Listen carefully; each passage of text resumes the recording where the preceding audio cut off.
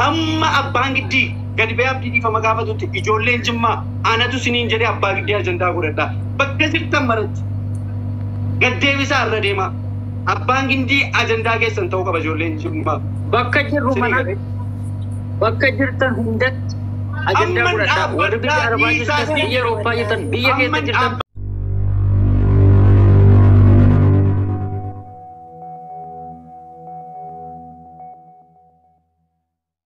Isa sinin jedhutti abbaa giddii ajandaa godhadha anatu sin ajaje amma dhaabbadhaa dhiisaa namichi kun dhiifama gaafate irraa bu'aa sinin jedhutti ijoolleen Jimmaa hundisi abbaa giddii irra deemu qabdu anatu sin ajajeeni irra deema gara biraatiin immoo waan barbaachisu jirran si galee miidiyaadhaan wal shakashakuu yoo ta'e sitti gad dhiibna si shakashakna yoo shakashakaasa qaamaa barbaadde siif jirra na beektaa sirriitti Maaliif an dhugaan jirtu ifa abahuudhaaf an gadhiise. Dhugaan jirtu ammas ifa baheera. Wanti nu sodaachisu tokko hin jiru. Wallaggaan keessa kadhattuun hin jiru yoo jechuu ta'e ishii haa ta'u. Wallaggaan keessa kadhattuun dhibuu miti. Fira koo keessa meeqa jira. An jalaamaa inni. An sooressaama. An oon kadhadhe maaltu narraa maalan qaba oon kadhadhe. Abduuseen fira isaa keessa meeqa jira. Wallaggaan keessa akkuma Jimmaa keessa jiru akkuma Baalee keessa jiru Arsii keessa jiru jira. Garuu abbaan giddii siyaasaan fidee walitti maxxansuunsaa jechuudha. Kiyaar Bashir waan sodaatuuf. Abbaa giddii jechuun nama asii fi gaara qetti miniinaanna'e jechuudha. Mootummaan waan baay'ee hojjetaa jira. Dhakaa keessa dhaabatee karaa ba'uun nabe. Mootummaan dhakaa keessatti siminii keessatti takkaa maal hojjete?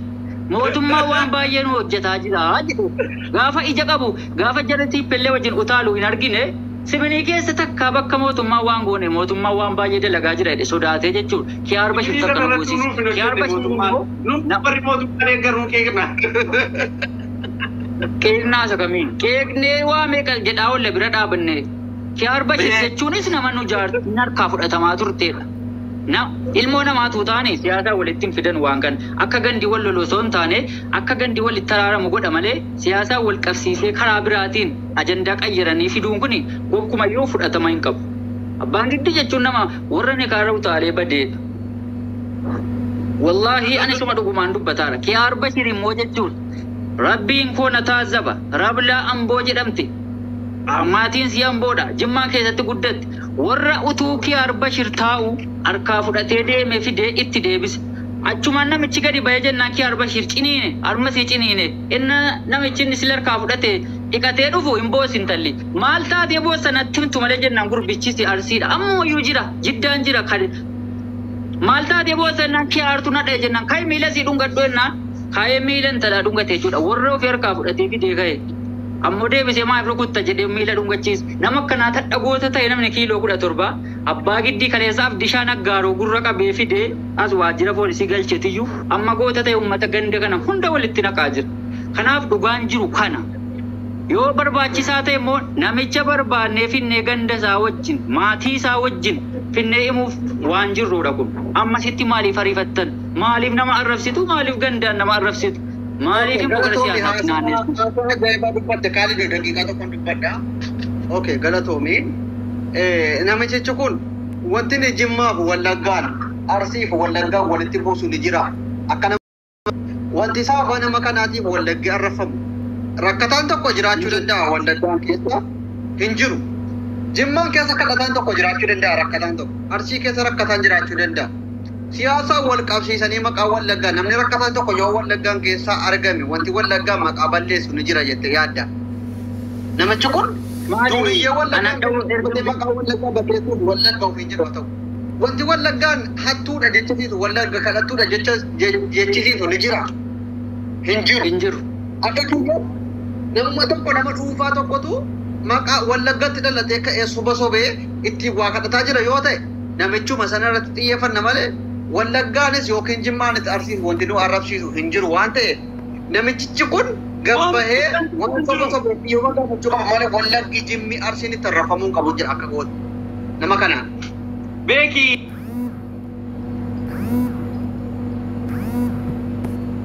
an dhalataa Wallaggaa taatee maaf maqaa Baalee waamta. Osoo namichi kun an dhalataa Jimmaatii jennaan lakki ati Jimma miti. Wallaggi jedhi ijoolleen kun jedhanii Jimmarraa wanta kana takalaakkaluuf yookaan immoo Jimmarraa deebisanii ganda biraatti dhuufi yaada jedhuuni tarii xiqqoo ijoollee as tokkoruu danda'a asii galee adoodha adooti dhalataa wallaggaati maafan dhalataa baaleeti jettee maal waggaa jaan achi keessa jiraadhe jedhe yeroo ijoollee birrii kadhatu kalee daabboon kaleessa baalee nyaadhe jimman seeneen hin jira jedhe asii galee maarra moomti fidee abbaan giddii nafti guddaan namni shabbataan ximbiin dhimbaataamiin kun wanti inni dhufee hiriyaasaa kaleessa isaaf jecha hidhamaa ture hiriyaasaa kaleessa waliin nyaataa turan gurbaa kiiloo 17 sana fudhatee dhufee abbiitti ijoollee ajandaa godhee abbiitti kakkaasisiisuuni baay'ee tokko ishee miidhaaniin nuti osuma balleessee osuma ijoollee kuni waan wallaggaa tokko wayii waan dhiira uummata wallaggaa tokko wayii godhee nuti ilmaan machaati siigalee nuti ilmaan machaatiin akka taraarfannu akka itti waliin dubbannu wal beekna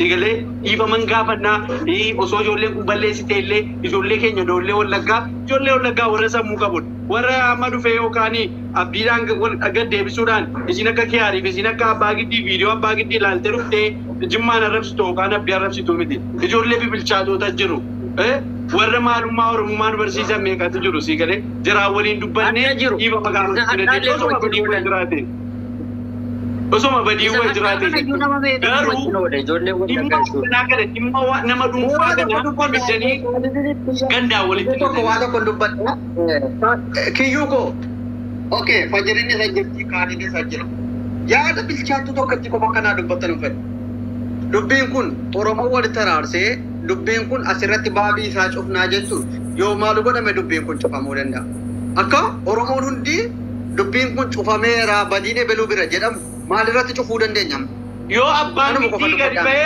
abdii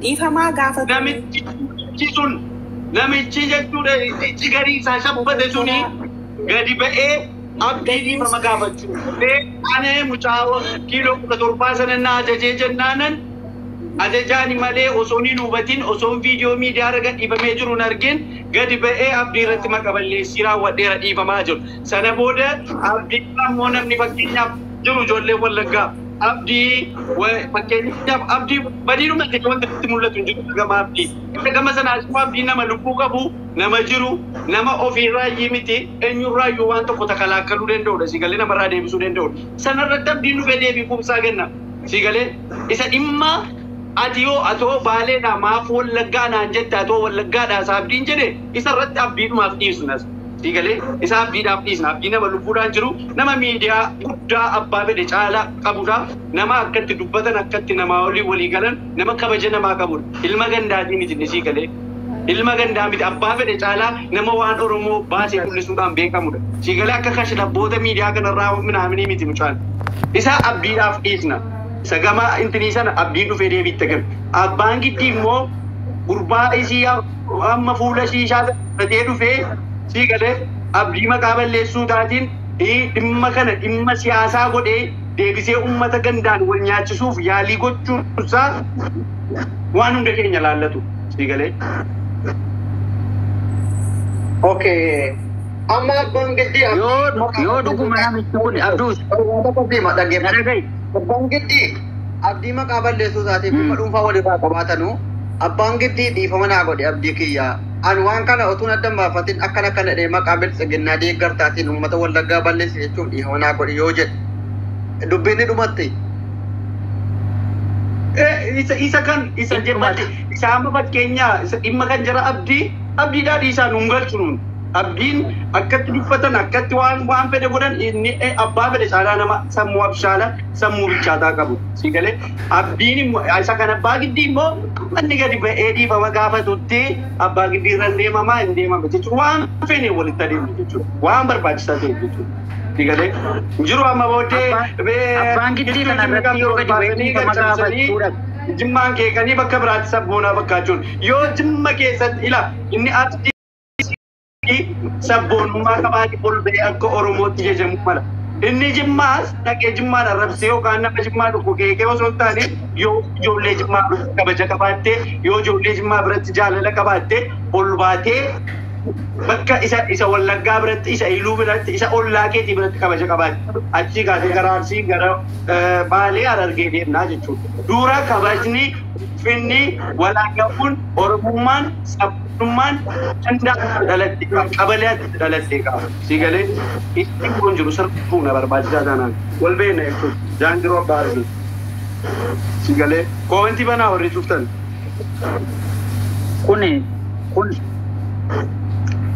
Kuni dhumma dhiunfaa walirraa qabanuudha malee ammas taanaan abbaan giddii gadi ba'ee dhimma isa kanaa fi kan siyaasaa walitti fiduunsaa akka uummanni wal fixu akka uummanni gosti tokko sabni tokko wal nyaachisu godhe. Inni isa gara kaanii immoo isa gara abdii immoo yoo namichi kuni nama wallaggaa ta'uusaa utuu beekamu wallagga jechuun dogongora ta'a yoo ta'e dhiifaman gaafata. Inni wallaggaa ta'a wallagga jedhamuunsa namichi wallaggaan ta'uusaa dogongora yoo ta'e dhiifama gaafata. Garuu immoo namichi wallaggaan ta'aa beekaa dogongora namni jedhu tilmaaman qabu gaa kan. Kanaaf diiruudhumaayyuu nan dhiisa. Abbaan giddii siyaasaa walitti fidee uummata wal nyaachisaa jiru kanarratti gadi ba'ee yoo viidiyoo waraabe utuun hin barinaan viidiyoo kana waraabe namatu itti nagarsiisu. Manaa godhi ajandaan keenya ajandaa abbiitiif ajandaa namichaadhumayyuu miti. Ajandaan abbiitiif ajandaan namichaa nama waa hubatuuf nama sammuu qabuuf nama qalbii qabuuf viidiyoon fayyaa maxxanfamee jira. Sigalee nama sammuu qabuuf jechuudha. Nama waa yoo qama karuman qalbii kanatti dha'uun barbaaduudha. Dhufee maqaa tureessuu qaban abdusetti kana sila cabsuudhaa jedhee sababa barbaadesaa jiruuni kana sababa godhadhee si cabsuu malee waa'ee abbiif waa'ee namichaa waan miidiyaarra jiru. Viidiyoon sun gahaadha. An nama dhalataa naqamteeti moo dambi dollooti jedhee kunoo tiraafikiin sun na beeka jedhee dhugaa jiru dubbate namichi kalaas dhumateera kun maaf Jimma himatte hin jenne maaf Baalee himatte jedheeni sanaaf abbiin deebi'aa kennu. Keenya dhimma namichi gurbaasii gurdii sana fudhatee dhufee sigalee mucaarratti maqaballeessii banuuti sigalee.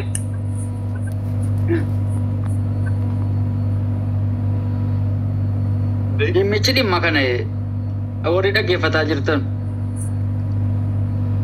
abbaan giddii kanarratti gadi ba'ee deebii hin kennu taanaan dhiifama hin gaafatu taanaan ajandaan sa'aatii kanaa kaasee gara abbaa giddiitti deebifama jechuudha.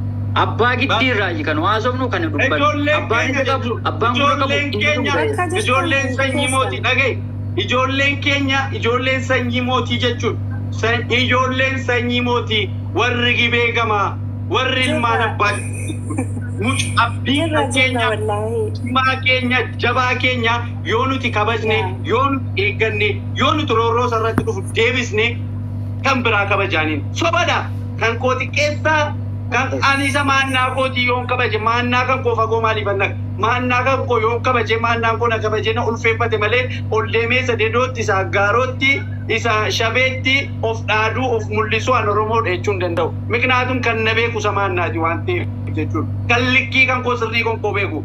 Oromoodha moo an jaanjiroodha moo an jaanjiroota ol ba'ee miidiyaa irratti batti dee viidiyoo wayii waraabee Oromoo ta'ee moo Oromoo dhugaadhaan dura kabajni maannaarra jirta. Kanaafuu jennaan qulleessitee na beeti. Burraa karrayyuusi viidiyoo waraabanii fiiganii mana dubartii tol galanii yookaan immoo intini jedhan osoo hin taane takbaariidhaan nu beekta sigalee takbaariidhaan sigalee gaafa dubartii mataa keessa siif yaarii ta'uudhaa jettu isin jala buune xarmuuziin darbatamu burcuqoon darbatamu nurra bu'aa ture sigalee bakka dhiirummaas bakka onnees bakka namummaas hin beekta waan ta'eef bakka kamiinuu siif jira. Maqaa balleessaa fi irratti raawwatte miti. Wallaahi baati abdigee taatoo dhiifama gaafadhaanii abbaa miskiinaa hundi keessaniyyuu kiyaar እዚህ ነው ያደከው ውጣና ይቅርታ ጠይቅ ከዛ ሰውዬ ጋር አካካ ኬኛ ወጅኒን ደሚ ዲማ ማለት ነው ወላሂ ሀመጀሪ ኢላቹ መገር ሲያሳን ማጥቶ አይደብራችሁም እንዴ ሲያሳ ወልቲን ብነት ሲያሳ ወልቲን ሙጫና ኪናሪን ይተሰው ሲገለ እነም ገድቦ አልቆባ ኮነረኔ ማዩ ዋንጀቱ ቀብዳ ጋር ይዱበዱት ያልቆባ ኮ ኪያሪን ይሶደ is imana dhuunfaati ijoollee dhaafan ijoollee keenyaaf ijoollee Oromoo hundaaf ijoollee Oromoo hundaaf amma ajandaani inni kan namichaa fi kan keenya namichuma dhiyeeffanna isa sana ragaa lafa keewwannaa namichuma dhiyeeffanna amma ajandaan kan uummata keenya walitti naqaa jiru ibidda walitti ajandaa uummataa ibidda qabsiisaa jiru abbaa giddiiti ajandaan keenya amma abbaa giddiiti waa ajandaan keenya hamma sa'aatii ammaarraa kaasee ijoolleen Jimmaa hundumti keessan Oromoon hundinuu ajandaan abbaa giddiiti abbaan giddii dhiifaman gaafatu taanaan walitti gadi baana ammarraa kaafne ijoollee kana dhaamsikoo. Bakka deemaa qophaa keessan hundi keessan iyyuu. Fajiraatis waan jettu jedhii bahi. Kanan jedhu dullachisuun deemee dhiifamaa gaafatu abdii. Dhiifamaa gaafatu ni. Tamaam? Kana dhugaan jiru. Kanaafi har'aanoo laabiiraan sii bulaa baagitti. Dhimma siyaasaatiif dhimma waan sanaa wamti walitti biduun jiru jechuudha. Jibbaa mucaarraa qabdan hinaaffaa qabdu maaltu si hinaaffisiisa? Maaltu ilmoo namaa si jibbisiisa?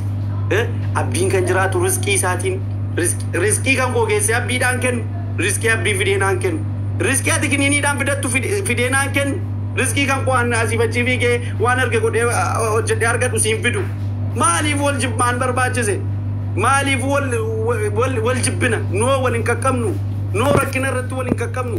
Noo wanti tokko wanti walitti nu fidin jiru. Abeet akka waan namicha osoo nama taate dhageessitani namummaa jechuun nama sana fakkeenyaaf ijoolleen sun ati wallagga yookaan wanti ta'e jedhanii nama sana miidhuuf yaalanii miti ati mootu ilma Oromoo isa dhugaa soo taate namicha sana naa barbaada.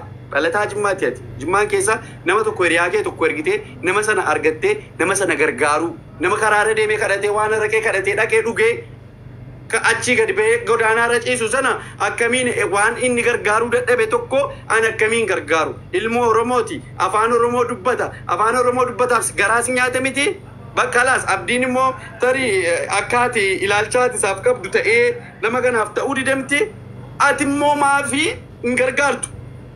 Sigalee maaf hin gargaartu maaf biran dhaabattu atii fi mucaan kiiloo 17 sun jechuudha diraama 200 soo gadi buustanii fi adda diraama 10,000 wayi namicha sana biyya isaatti galchitanii mana kireeffattanii teessisuu dandeessu.